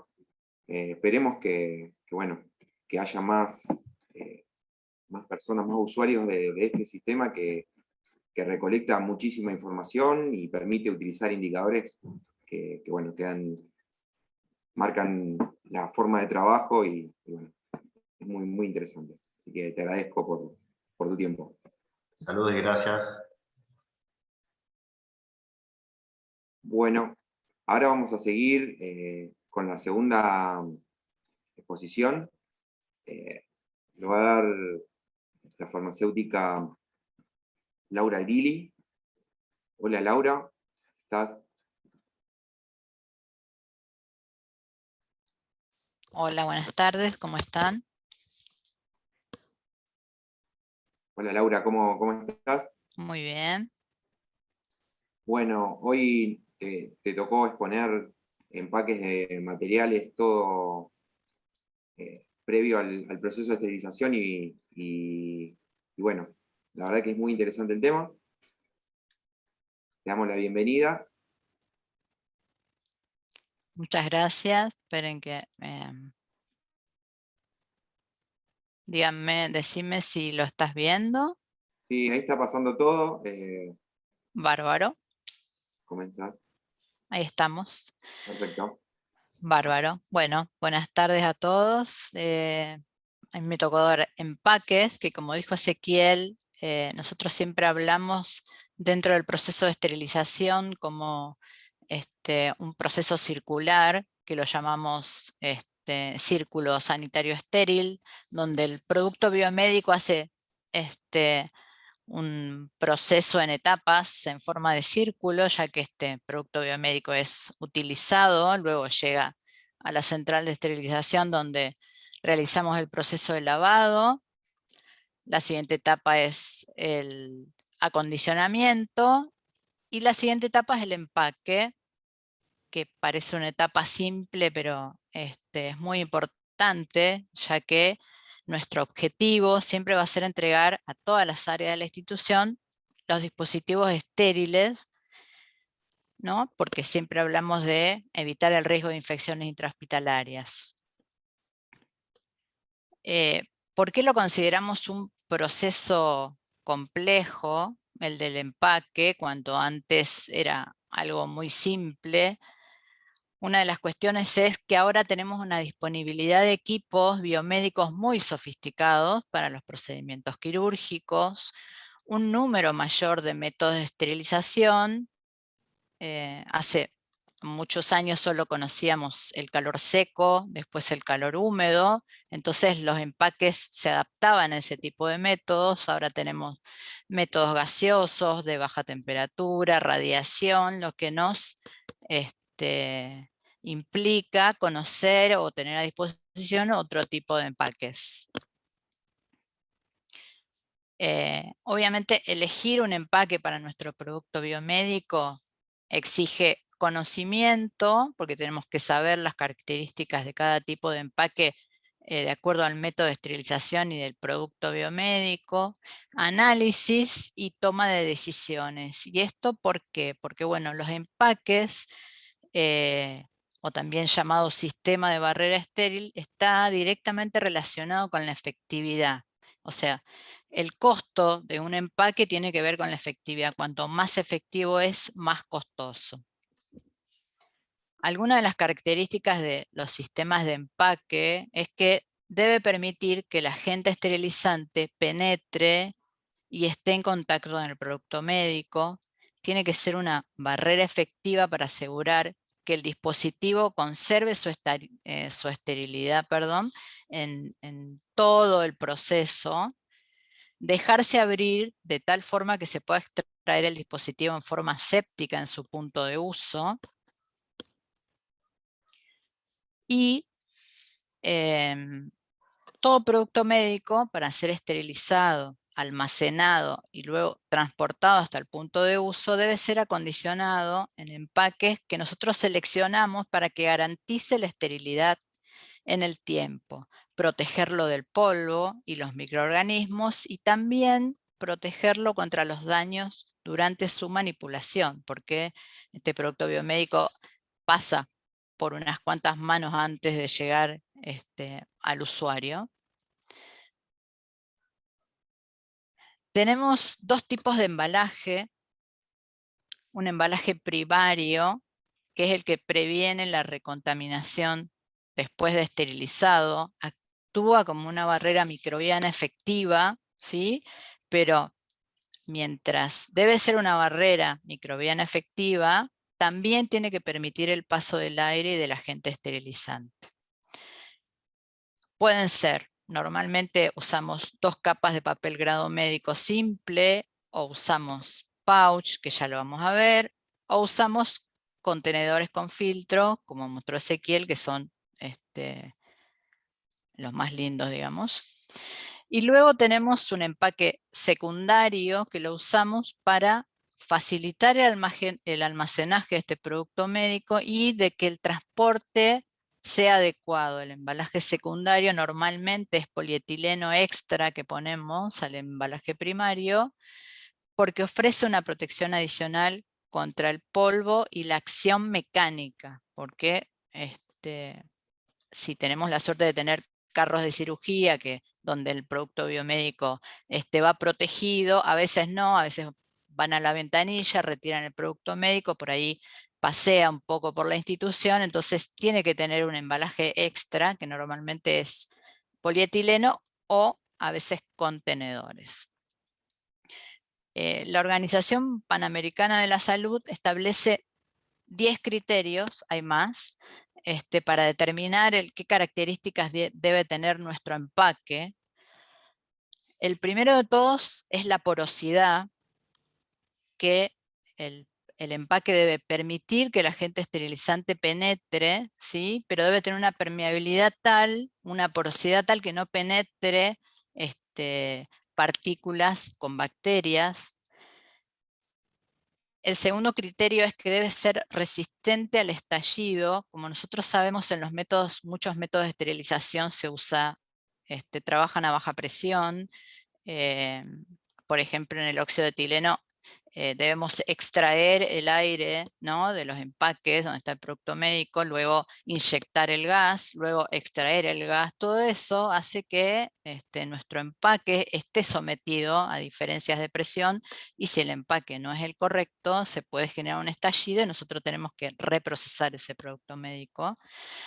Debe tener resistencia al desgarro, porque a veces en la manipulación, cuando los productos médicos son muy pesados, si el empaque no es el indicado, se desgarra y tenemos que volver a reesterilizar, o justo sucede en el momento del procedimiento quirúrgico y no podemos usar ese producto médico. Debe tener resistencia a la abrasión. ¿Por qué? Porque normalmente uno siempre trata con cuidado de colocar el producto biomédico empacado sobre la rejilla, ¿no?, del carro, del autoclave o del óxido de etileno, pero a veces lo tenés que correr, entonces se puede producir una abrasión, tiene que tener determinada resistencia a la abrasión. Con respecto al desprendimiento de partículas, el nivel de tolerancia tiene que ser 0. Ningún empaque debe desprender partículas. Por eso necesitamos tener una calidad de grado médico en el empaque, porque por ahí hay diferentes tipos de papeles que tienen motas o que desprenden muchas partículas, y eso, como ya sabemos, las partículas que van al producto médico van a estar estériles, pero después en el paciente pueden generar pirógenos. Debe ser repelente, tiene que ser capaz de repeler agua, alcohol, iodopovidona, clorexidina en el momento antes de llegar a la mesa quirúrgica. Por ahí hay algún accidente y se derrama algo, ese empaque debe poder repeler ese líquido. Tiene que tener memoria. Los empaques necesitan tener memoria para que no, cuando uno los abre en el momento del uso, no vuelvan y no contaminen el producto médico. Facilidad de uso, o sea que sea fácil de manipular para el operador que está empacando, porque cuando preparamos dispositivos necesitamos hacerlo en un tiempo determinado, de acuerdo a la cantidad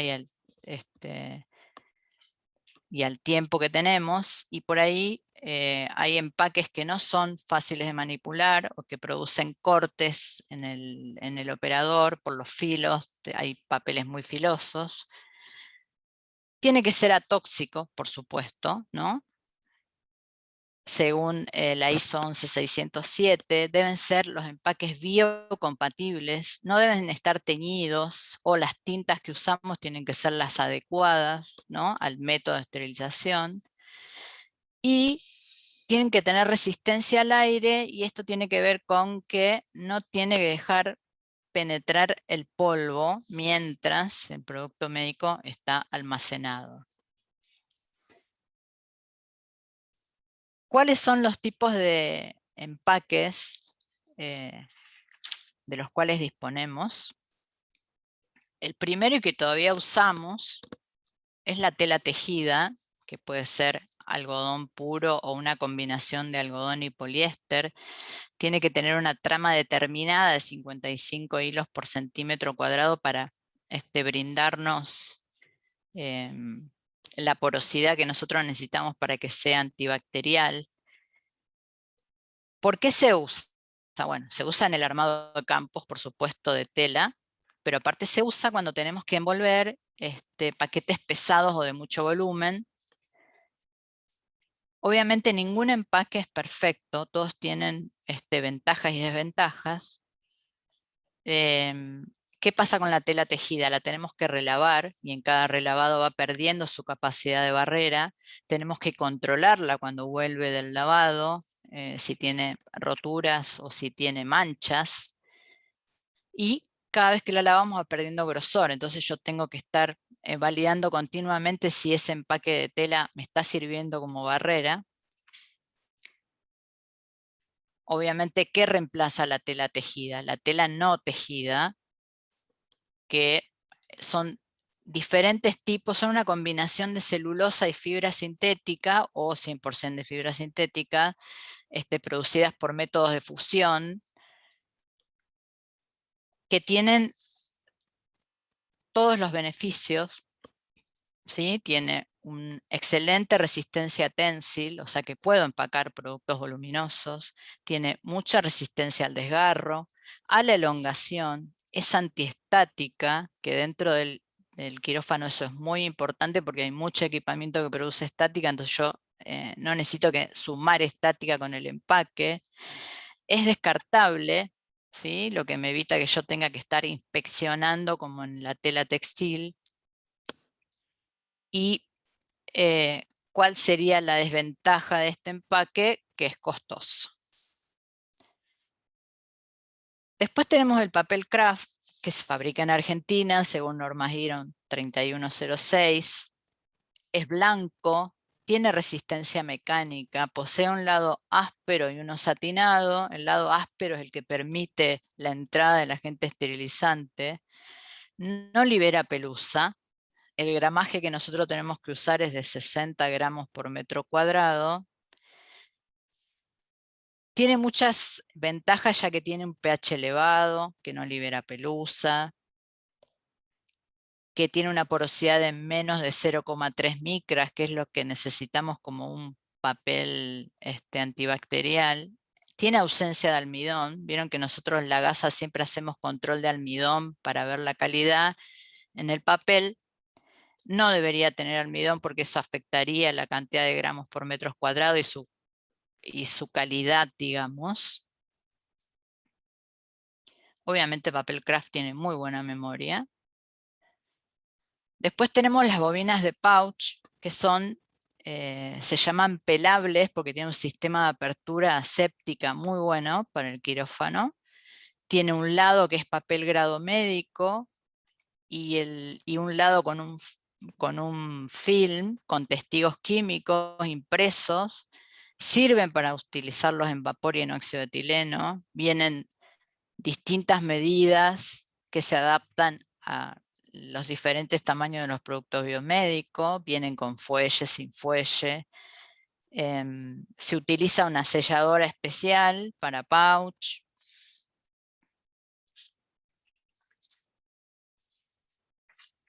¿Qué tiene de bueno? Que obviamente al venir de distintos tamaños lo puedo usar en distintos productos biomédicos. Es muy rápido para empacar, no tengo que utilizar distintas técnicas de envoltura como lo hago con el papel. Ya viene con indicadores. Después, muy parecido al pouch, tenemos el Tyvek, que es específico para plasma de peróxido. Se llama Tyvek porque es una marca registrada de DuPont. Es polipropileno de alta densidad y Tyvek tiene un lado que parece papel y del otro lado transparente, sin riesgo de desgarro, tiene una excelente resistencia a la penetración microbiana. Obviamente el problema es el costo y que está limitado al uso de plasma de peróxido. Después tenemos los contenedores rígidos que vienen con y sin filtro, que están fabricados de aluminio o acero inoxidable, que son muy convenientes para las cajas, para reemplazar las cajas que tenemos de cirugía, que le perforamos la tapa para usarla por vapor. Como dijo Ezequiel, se pueden etiquetar para hacer la trazabilidad y también se pueden trazar los filtros para saber cuántos usos tiene. Obviamente ningún empaque es perfecto y, por ejemplo, los contenedores rígidos no nos servirían para una pinza o pequeñas cantidades.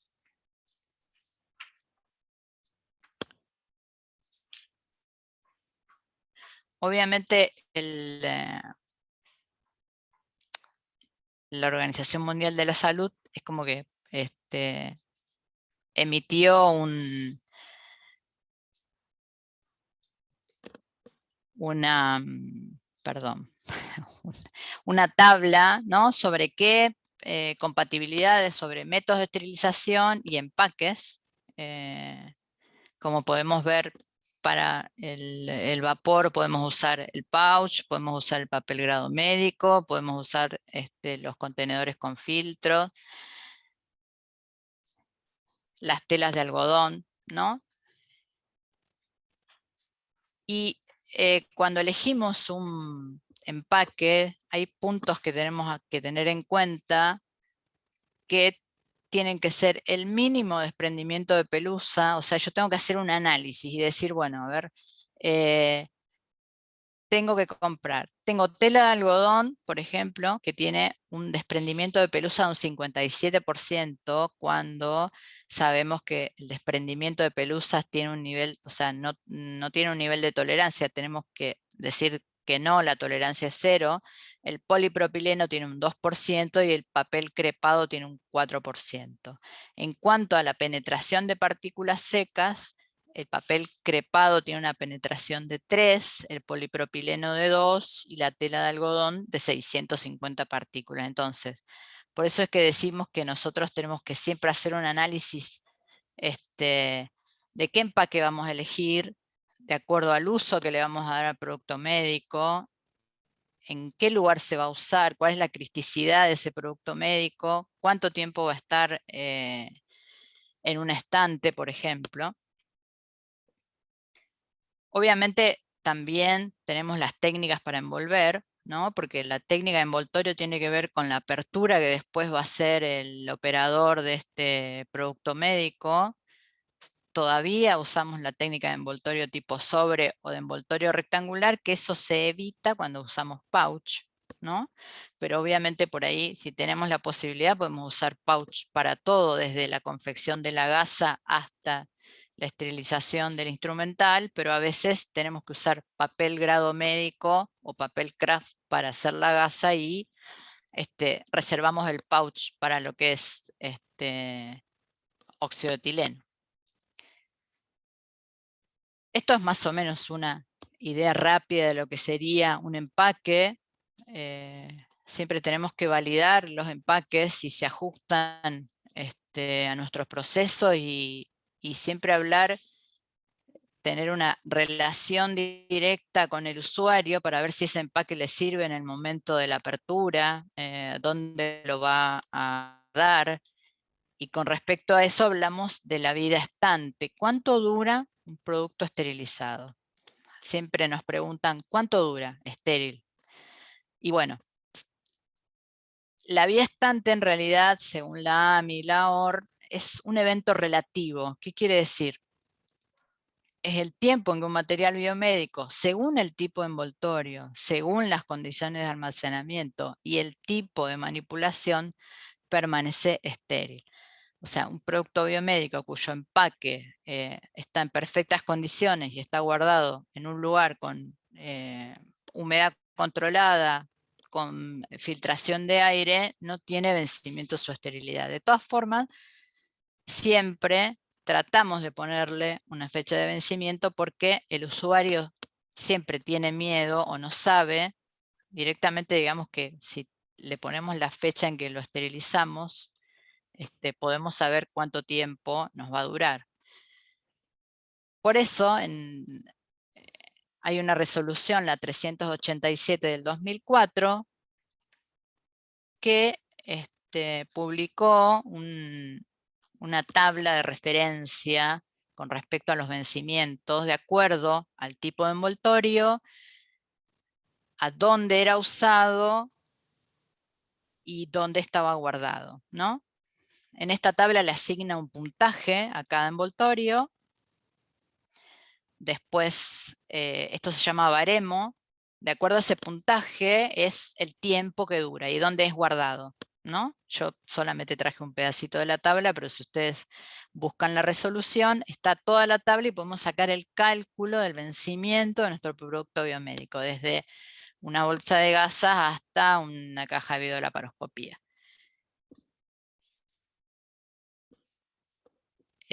Digamos que es más que todo para darle tranquilidad al usuario de que si yo envolví mi producto biomédico en un pouch y después le puse un embalaje secundario de polietileno y en vez de guardarlo en el office de enfermería, está guardado en el depósito estéril del quirófano, donde tiene humedad controlada y circulación de aire, ese producto biomédico puede durar entre 2 y 5 años, ¿no? Entonces, por eso decimos que el vencimiento de un producto estéril es un evento relativo, ¿no? Porque tiene que ver con dónde lo almacené, cuál fue el envoltorio y cuáles fueron las condiciones.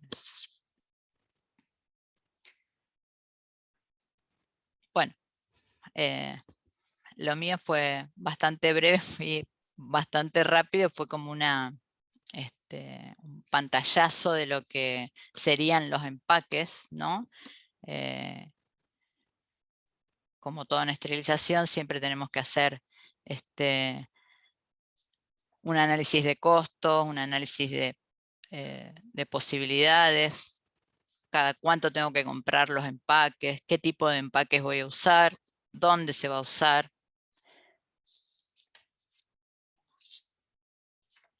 Bueno, no sé si me quieren hacer alguna pregunta.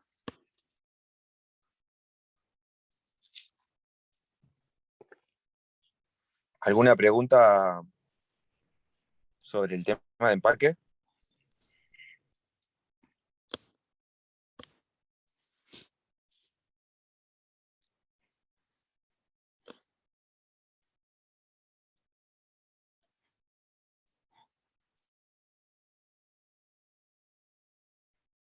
Sí, Juliana.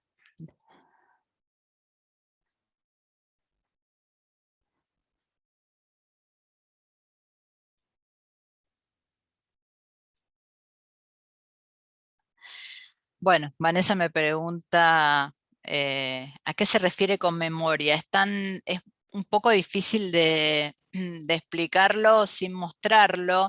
Cuando vos usás papel grado médico o papel craft y envolvés, cuando usás el craft parece bastante difícil, ¿no? de darle el doblez que se le da, por eso las técnicas de doblado tipo sobre o tipo rectángulo tienen que ver que cuando vos lo vas a abrir, ¿no?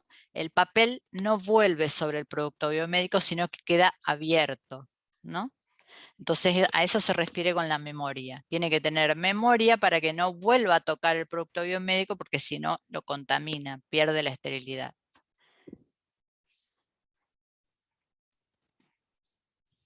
No, por nada, Vanessa.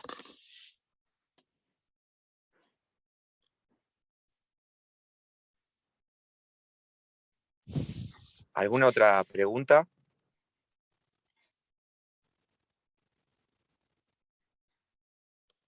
A ver, Juliana, dice, con respecto al papel grado médico, a la hora de elegir cuál comprar, no encontramos...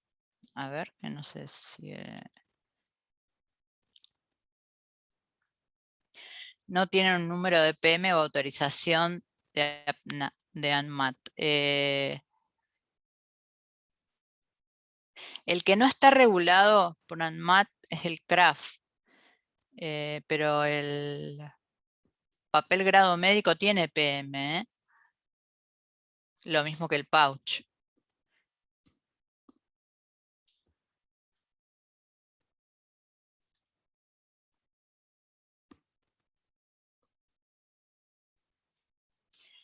El plástico transparente se usa para oxioetileno, sí, que sería el polietileno.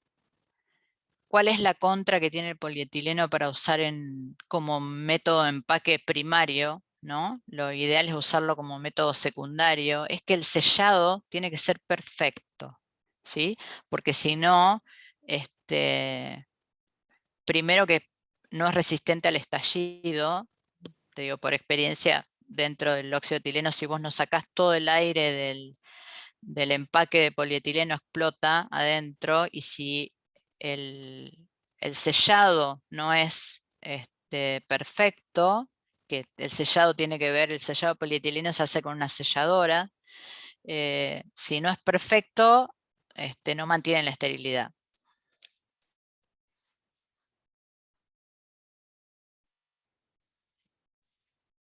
Por eso no es, digamos, se dejó, obviamente si no hay posibilidades de comprar pouch, tenemos que usar polietileno, pero lo ideal es usar pouch.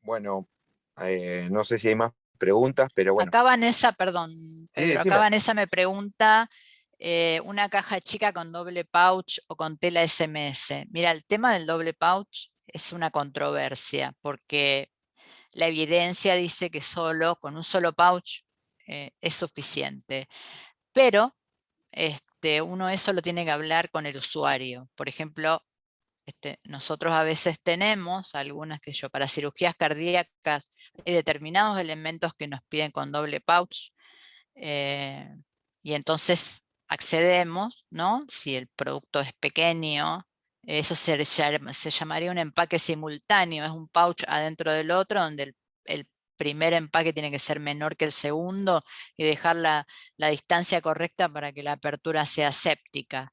Eso lo tenés que manejar con respecto, con tu usuario, digamos con quirófano, por qué necesita el doble pouch. Lo ideal es hacerle un pouch y luego un envase de polietileno como empaque secundario para protegerlo de la contaminación. Entonces quirófano cuando lo va a entrar le saca el polietileno y queda sobre la mesa estéril el pouch, sin contaminación.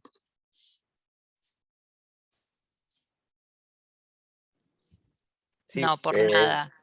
quería hacer una acotación sobre lo que comentaste, Lau, bueno, muchas veces en las áreas quirúrgicas generalmente se pide un doble pouch, un doble Sí, envoltorio por una cuestión de seguridad. Yo no sé si la pregunta iba al tema de lo que era seguridad o sobre qué método se debería, si se debería elegir pouch o si se debería elegir SMS ante una caja pequeña. Yo no sé si era eso bien, la pregunta. sí, ahí yo te entendí, Pedro. Ante la caja pequeña es de elección. Si tenés SMS o si tenés pouch, es lo mismo. A veces, si es pequeña, es preferible el pouch, ¿no? Si la Bien, caja, por supuesto, está cribada y es para autoclave o es para óxido de etileno. claro. Sí, sí, y que no supere un determinado peso para que no Exactamente genere. porque o sea, el pouch tiene mucha resistencia al desgarro, pero no es para artículos grandes ni pesados, ¿no? Porque el papel grado médico que tiene por debajo no tiene mucha resistencia, por eso. Por eso es que tenemos que evaluar siempre el método de empaque de acuerdo al tipo de producto, y por ahí es más con la experiencia y el uso que te vas dando cuenta que te va a servir y que no. Perfecto, Laura, se entendió muy bien la diferencia entre las dos. Bueno, muchas gracias. Así que bueno, te agradecemos, Laura, No, un por placer. compartir tus conocimientos y bueno, y por participar de esta jornada de actualización en esterilización para los profesionales farmacéuticos. Y bueno, y agradecemos a todos los participantes por estar, por querer ampliar sus conocimientos. Y bueno, les agradecemos, gracias a todos. Y bueno, nos estaremos viendo el próximo jueves en el último módulo, donde va a haber también una mesa redonda y estaría bueno que ahí aparezcan, si quieren, preguntas o sea, algunos de los métodos o todos los módulos que fuimos viendo. Y bueno, vamos a tratar de sacar esas dudas si aparecen. Así que bueno, agradecemos a todos y bueno, nos estaríamos viendo el próximo jueves.